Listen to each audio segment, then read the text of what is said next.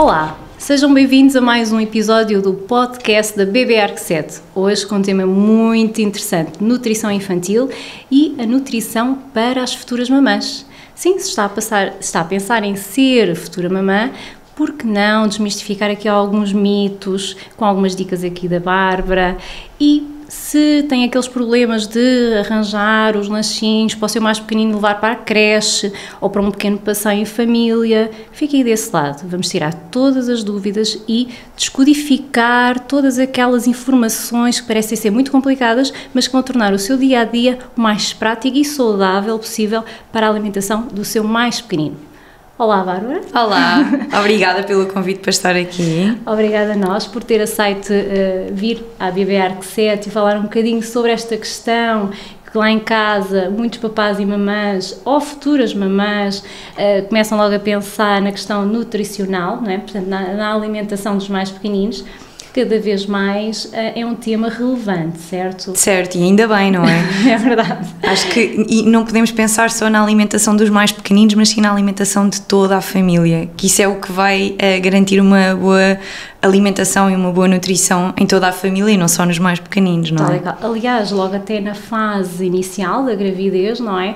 A própria futura mamã tem que ter alguns cuidados, claro que dentro daquilo que é o prático no dia-a-dia, não é? Mas há alguns conceitos que às vezes as grávidas têm um bocadinho de receio, não é? Portanto, será que podem comer sushi? Será que podem comer canela? Posso comer um pastel de nata com canela? Portanto, quer dizer, tem que ter aqui algum bom senso a nível alimentar, porque tudo isso vai ter influência depois no futuro bebê, portanto no próprio desenvolvimento da criança, mas a nível das grávidas há algum aconselhamento que possa dar nessa fase tão importante que é a gestação? Sim, então só dizer que até antes da gravidez é importante se ter atenção à alimentação, portanto para fazer uma pré-concepção saudável é muito importante começar desde logo a preocupar-se com a alimentação, aliás com todo o estilo de vida, um estilo de vida saudável, com uma boa ingestão de água, prática de atividade física, uma boa alimentação e uma alimentação tanto na fase de pré-concepção como na gravidez deve ser uma alimentação saudável, que é uma alimentação variada, equilibrada e completa.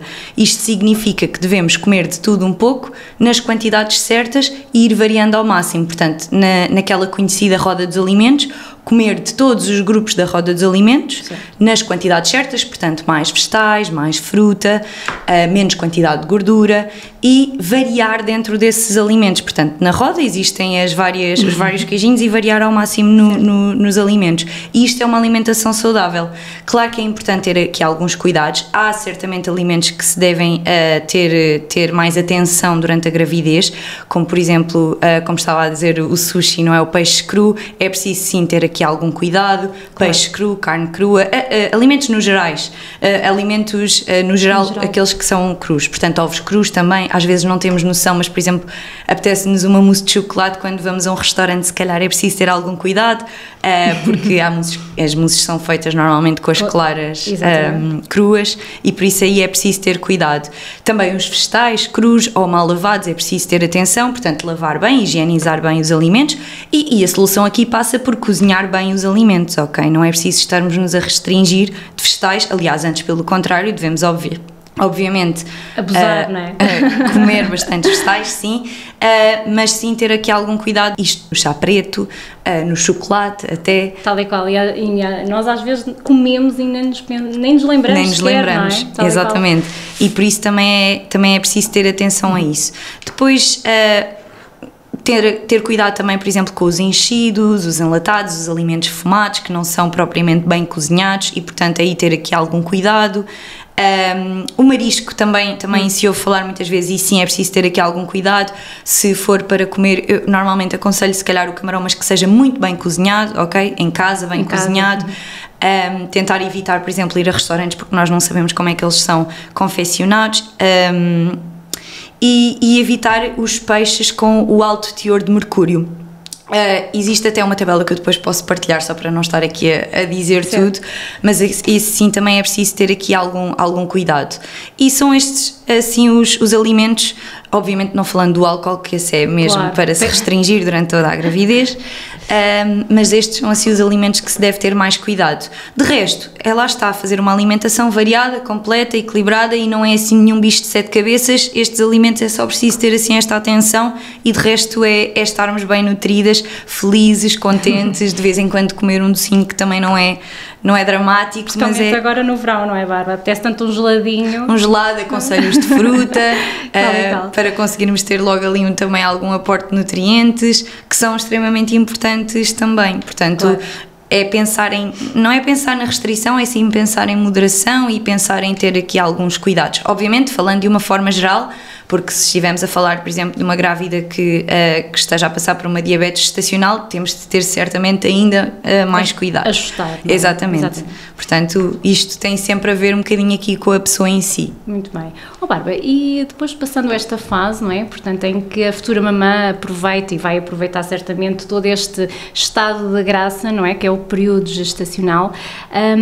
Após o parto, portanto, também há ali muitas alterações, não é? Portanto, a própria mamã acaba por se ver numa situação que às vezes, ali o primeiro mês, para pensar em comida, para tratar do bebê, para tratar dela, da casa, quer dizer, se calhar até podíamos dar algumas ideias ou algumas dicas de o que é que as futuras mamãs, após principalmente o primeiro mês, podem fazer para ser mais fácil, menos estressante, não é? Porque todo este stress acaba por passar também para o bebê. Completamente. Que, provavelmente, se a mamã estiver a amamentar, tudo se reflete também na questão nutricional para o bebê e, portanto, é importante, se calhar, ali, antes de ser mamã, portanto, planear ali algumas refeições práticas, mas também que não deixem de ser saudáveis para aquele, principalmente, primeiro mês, não é, Bárbara? Primeiro mês, segundo mês, terceiro mês, aquela altura do pós-parto, não é? É extremamente complicado, sem dúvida que o primeiro mês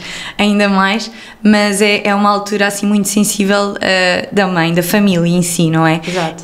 E portanto essa preparação deve vir de antes, sem dúvida nenhuma. Aliás, eu acho que existe aqui uma grande preparação para o parto, mas ali o pós-parto acaba por ficar um bocadinho aquém a nível de preparação e sem dúvida que é importante também falarmos sobre isso. O que eu aconselho normalmente, primeiro é não estarmos a pensar naquela coisa de agora quero perder todo o peso que ganha na gravidez, não. Sim. É tranquilo, o nosso corpo demorou 9 meses a chegar onde chegou, portanto também se calhar vai demorar mais 9 meses a voltar, ou um bocadinho mais até, e está tudo bem, cada mulher é uma mulher, não vale a pena compararmos-nos com ninguém, ainda por cima numa altura tão sensível como o pós-parto, se tivermos com estas questões de comparação, ainda pior é para a nossa confiança.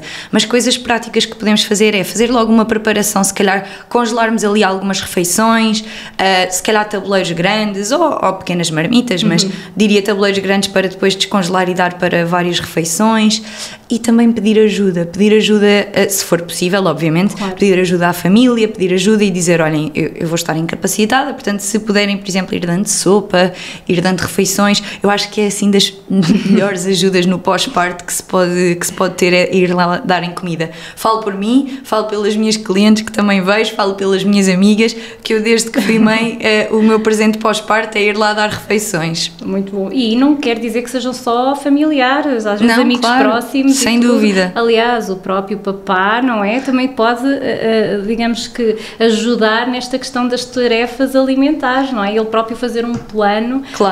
E ajudar nesse sentido, mas claro, se nós tivermos alguma ajuda externa, vai ajudar imenso o casal nesta fase completamente transformadora. Ainda por cima, uma mãe que amamenta tem necessidades energéticas mais acrescidas, porque é ali um grande gasto calórico e obviamente existe uma fome desmedida nessa fase, e é fome de manhã, à noite, quando o bebê acorda, é imensa fome e portanto é importante comer sim, mas comer bem, sim. Porque senão é um ciclo vicioso e ainda acaba por fazer pior, e portanto a mãe nunca fica saciada. Ainda por cima, uma mãe em pós-parto não dorme nada. É verdade. E o sono tem muita influência a nível da alimentação, porque controla ali, duas hormonas que são duas hormonas que ajudam a promover o apetite ou a deixar-nos mais saciadas ou a controlar ali a fome e, portanto, naquelas noites em que nós dormimos pior, existe uma tendência para que no dia seguinte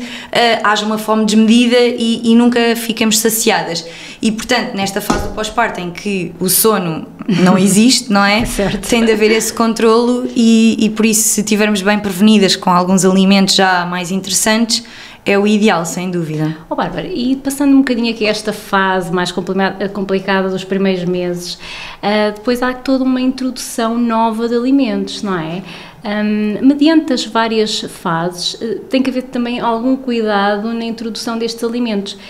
Há alguma particularidade em termos alimentares, por exemplo, principalmente durante o primeiro ano, que as mamães possam ir introduzindo e da forma como podem fazê-lo? Alguma coisa que nós podemos deixar lá para casa como indicação? Sim, primeiro dizer que a Organização Mundial de Saúde promove a amamentação em exclusivo, portanto, o aleitamento materno exclusivo até aos 6 meses de idade e, portanto, a partir dos 6 meses de idade é que é o ideal que se então comece a introdução alimentar. Bárbara, peço desculpa eu estar a interrompê-la. Lá em casa, se as mamães, porventura, houver algum bebê que deixe de querer a maminha, não entra em desespero, portanto é tudo natural, portanto se não chegar aos 6 meses não há problema nenhum, é porque é completamente natural, o bebê se calhar precisa de outro tipo ou quer outro tipo de nutrientes, não é? E portanto não é por aí que vai deixar, porque há muitas mães que entram em pânico porque o bebê só mamou até aos 2 meses ou até aos 3 meses, portanto claro que o aconselhamento, de uma forma geral, é pelo menos os primeiros 6 meses, que é fundamental, mas se acontecer uma outra situação, para as mamães também não ficarem traumatizadas, nem que a culpa é delas, não tem nada a ver com isso, é mesmo uma questão natural da própria criança, não é? Sim, e devo já dizer que isso é outro tema, não é? Portanto, claro, podíamos fazer todo um podcast sobre isso e acho que é mesmo muito importante, se calhar, pedir ajuda nesse sentido. Se a mãe quiser continuar a amamentar, é importante, obviamente, e, portanto, lá está, até aos 6 meses, o ideal seria até aos 6 meses em exclusivo, e até aos 2 anos, até se fosse possível. E isto para dizer que a partir dos 6 meses então que se começa a introdução alimentar, deve-se fazer uma coisa assim muito natural e muito adequada a cada família, ok? Existe o método tradicional, não é? Através das papas, e existe o método Baby-led weaning, que é uma alimentação guiada, aliás, se nós traduzirmos à letra, é o desmame guiado pelo bebê. Portanto, é uma alimentação guiada pelo bebê, em que nós apresentamos os alimentos sólidos, inteiros, e portanto existem estas duas formas de introdução alimentar. E isto vai depender um bocadinho aqui da dinâmica da família. O ideal, aquilo que eu aconselho, é que façam aquilo que fizer sentido para vocês, aquilo que fizer sentido para o vosso dia-a-dia, que fizer sentido para a vossa dinâmica familiar. Portanto, não existe aqui aquilo que é o certo e o errado. O certo e o errado é aquilo que é certo para aquela família. Certo.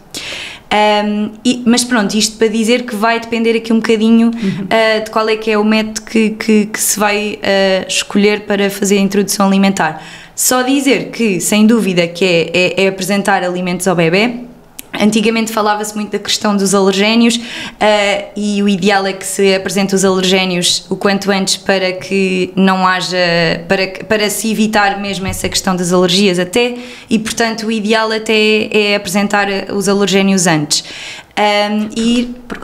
Porque essa questão também é muito importante, porque cada vez mais têm aparecido crianças que são alérgicas ou intolerantes a certos alimentos, não é? Portanto, também é algo que podem ir testando de uma fase ainda prematura, com alguma cautela, obviamente, mas também para perceberem um bocadinho também essa componente do próprio bebê.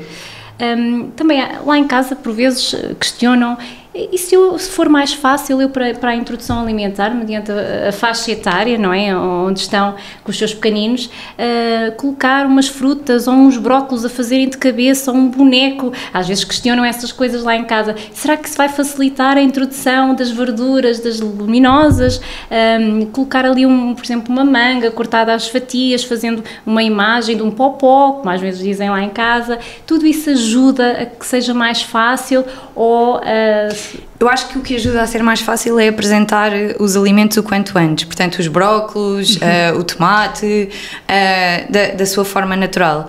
Obviamente adequando aqui os cortes e as texturas e à idade do bebê. No entanto, eu acho que, claro que sim, claro que nós podemos animar aqui a refeição, mas é apresentar os alimentos e isto começa logo na gravidez. Ok, se a mãe fizer uma alimentação variada, o bebê vai sentindo aqui o bichinho, não é? A necessidade. Vai sentindo os brócolos, vai sentindo o sabor e vai ser mais natural depois, se calhar, a introdução. Portanto, lá está, se a mãe fizer uma alimentação variada, existe uma maior facilidade para que se calhar o bebê também aceite mais facilmente essas coisas. E depois é ir apresentando.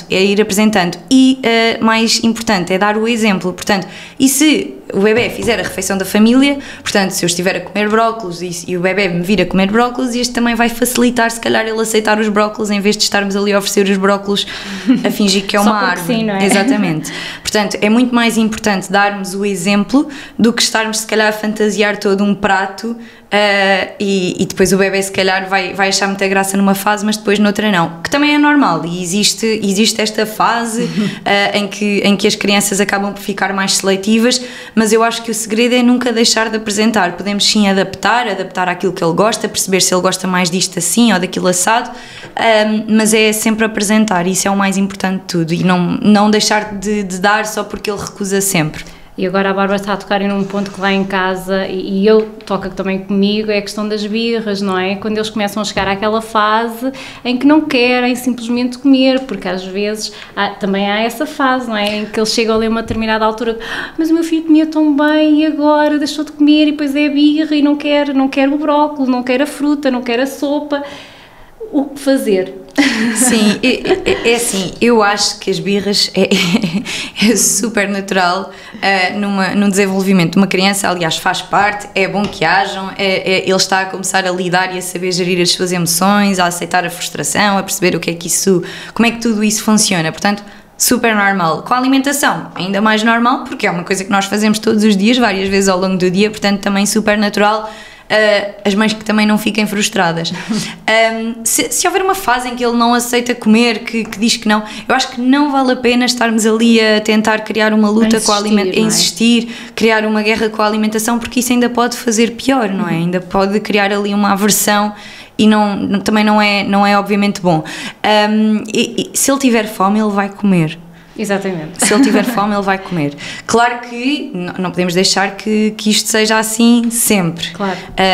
Mas eu acho que se ele tiver fome, vai comer, e se ele nos vir a comer, também vai comer. Portanto, eu acho que a regra é dar o exemplo sempre e dar variedade também sempre. Porque se nós começamos desde cedo, que não se deve dar açúcar, não é?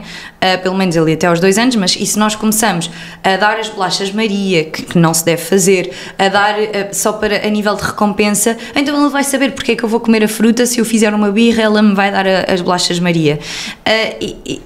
E isto claro que ele não é assim tão inteligente neste ponto, mas está numa fase de desenvolvimento e nós também temos de perceber e de nos adaptar a ele, portanto não vamos estar ali a criar estas guerras e frustração com a alimentação. Eu tenho perfeita consciência que hoje em dia atendo muitas pessoas que têm problemas com a alimentação e que esses problemas vêm da infância e que vêm de guerras com as mães e que vêm de guerras de agora tens de comer isto, agora não podes comer isto, e isso cria ali uma relação que não é saudável com a alimentação e que depois tem obviamente consequências no futuro. Claro, aliás, até muitas das vezes nós o que assistimos é que depois futuramente essas crianças que acabam por ser limitadas a determinados alimentos, o que vai acontecer é que quando passam a adultos querem provar e às vezes até exageram nesse tipo de alimentos, porque acabou por ficar na infância esse tipo de, não digo trauma, porque tudo é superável, não é? Mas ficou ali aquela ideia de, ok, eu na altura não podia comer, agora já sou adulto, já posso comer à vontade, já não tenho o pai ou a mãe ali em cima de mim a restringir-me. Portanto, é tudo muito importante, porque tudo o que nós façamos em todos os níveis, portanto, vai se refletir sempre no desenvolvimento da própria criança e no futuro desta criança, que será um adulto da amanhã. Claro. Oh, Bárbara, estamos no verão. Lá em casa, certamente todos os papás e mamãs já foram à praia, já fizeram um piquenique, já deram um passeio em família. Há alguma sugestão que as mamãs ou os papás possam levar, isto independentemente também da faixa etária, não é? Porque se estivermos a falar de um bebê de 6 meses ou de uma criança de 1 ano, é completamente diferente de uma criança de 3, 4 anos ou até mais, não é?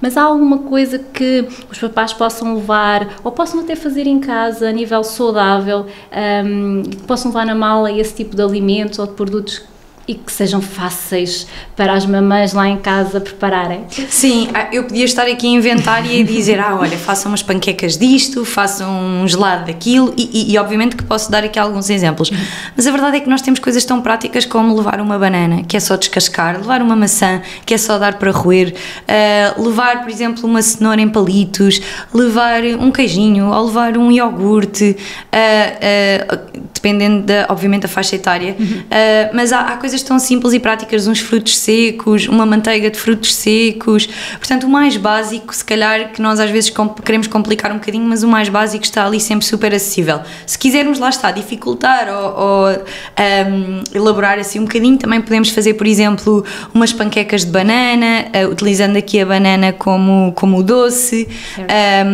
e lá está, não é só para os bebés, eu diria que também é para todas as crianças, evitar ao máximo o açúcar na alimentação e optar, por exemplo, pelo açúcar da fruta. Umas panquecas de banana, umas papas, por exemplo, no forno, que cortamos às fatias e levamos também assim numa caixinha, ou um bolo, pode ser um bolo de banana, um bolo de maçã, um bolo de pera.